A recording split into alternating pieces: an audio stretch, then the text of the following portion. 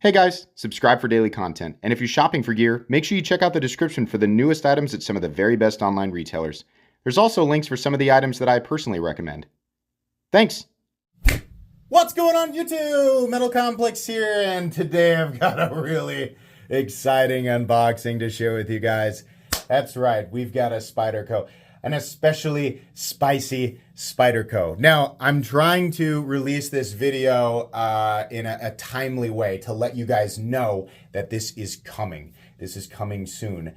This is going to be a Knife Joy exclusive, and they were kind enough to send me a model to share with you guys, to show you guys what's coming, because this is exciting. Now, I haven't actually opened this up yet, but I'm itching. I'm recording an extra video for today, not releasing, but recording as far as my workload goes, because I can't wait to open this up and take a look. Thanks so much to Knife Joy for sending this in. Thanks to my patrons for supporting me. And please make sure to follow me on Instagram at metal_complex. I will definitely provide links in the description that will provide additional information on the release. At this exact moment, I don't know what it is, but the link should direct you to the correct information. So if you're looking for that, check out the links in the description. So what do we have here? What do we have? Oh, I bet it's something super special. Oh boy. There's already, I know people right now are looking at this going, I know exactly what that is. Oh man. It's been a while. It's been a while, folks. That's right. The return. The return of the Slysz Bowie. Oh, sorry about that. Terrible opening there. Fail. M390. I don't know why I wasn't expecting that. But we have the blue jeans. Let's get a good opening on that. Let's get a real good.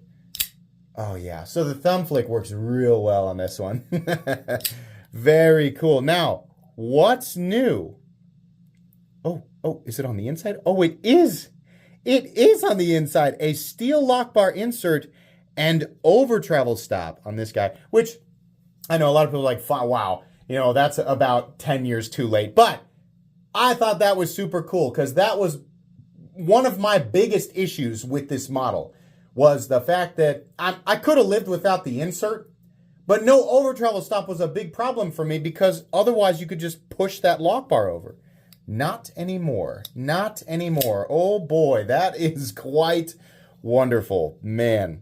So we have the satin finish. I wish it was the the high polished tumbled finish, but okay. We have the, I always call this like a blue jeans. It's like a dark blue ano, but just super cool. So I know there's a ton of folks who miss this. How long has it been? It's been years. I know there's a bunch of folks who miss this. By the way, this is a Taiwan produced Spyderco. It's not going to be cheap. The Slysz Bowie has never been an inexpensive knife. And I think always been, the topic of discussion when it comes to pricing. So, I mean, this, I'm trying to let you guys know this exists. And because this is an updated variant, it will get its own review, right? But I know there's a ton of people who are going to want this, a ton of people who missed out, and a ton of people who have been going to eBay and looking at the prices of these on the secondary market and just crumpling into a pile of frustration, right? So, on the bright side, you'll be able to get this for substantially lower than what people demand on the secondary market, but it's still going to be pricey for sure. This is definitely one of the sliciest knives, I think, at least for the Taichung Taiwan, factory goes. Definitely one of the more slicey models, and honestly, I think probably one of the more slicey models in general. We have a nice crown spine there, very cool. The bevel looking good all the way around, very cool. In the past, have they always been M390? Were they S90V? Were they CTS XHP? I can't remember. This has the access to the lock bar, very, very good. We can push this completely out to the side. Subtle stick, but nothing. Not compared to, like, for example, comparing it to my Python. My Python has terrible lock stick. Still trying to work that out. This is like, I would call that like 2%. So probably something that'll work it out. But I think more importantly, access to the lock bar on this model is much better. And instead of pinching in, pushing down and left at the same time, you can simply push left, which is great. Lockup percentage also looking really good. Lockup geometry also looking really good. We can actually get a better look at that lockup right here. Looking like maybe 45% or so, Overall fit and finish, very good. Wire clip, of course. And this is one of those models where if you're left-handed, it's actually easier to do the reverse flick because of the access to the opening hole being substantially better on one side. Right-handed people, unfortunately, we still have to work with this sort of like halfway covered hole for the frame lock. So not as easy. I think you can probably still dig at it and maybe get it just a little bit if you get it just right, but I'll probably not be able to do the best example of it. So whatever. The thumb flick is much better. It's really the same thing as far as I can tell. It's the same thing that it's been.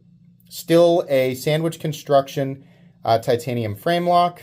I just realized that deal's under there, but that's fine. Sandwich construction titanium frame lock. We've got the lanyard hole there. We have, how's the centering? Absolutely perfect, as it should be. No detent lash.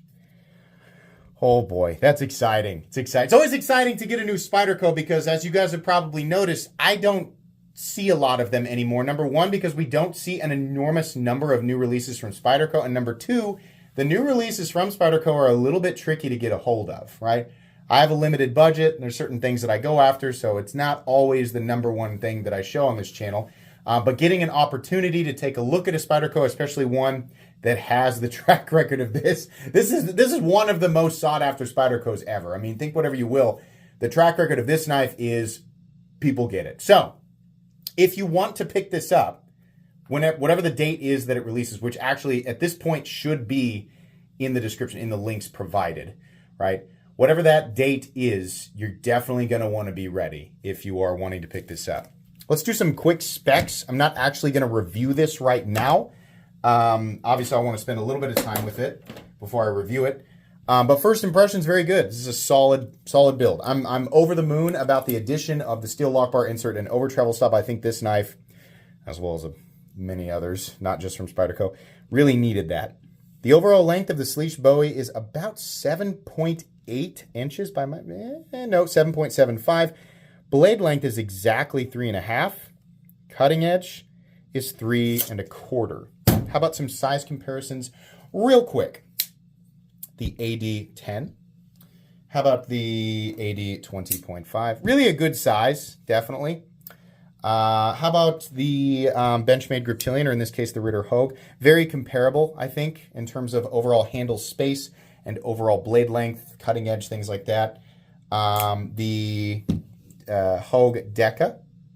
And then let's do the Spydercos last. I think this is, for those of you who have never handled the Slysz Bowie, but you're a big Spyderco fan, this will be very helpful.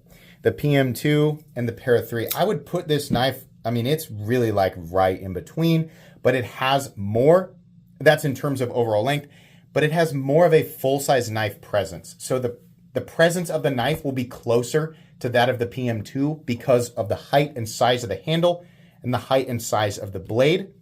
But in terms of overall length, it's fairly in between. So anyways, super exciting stuff.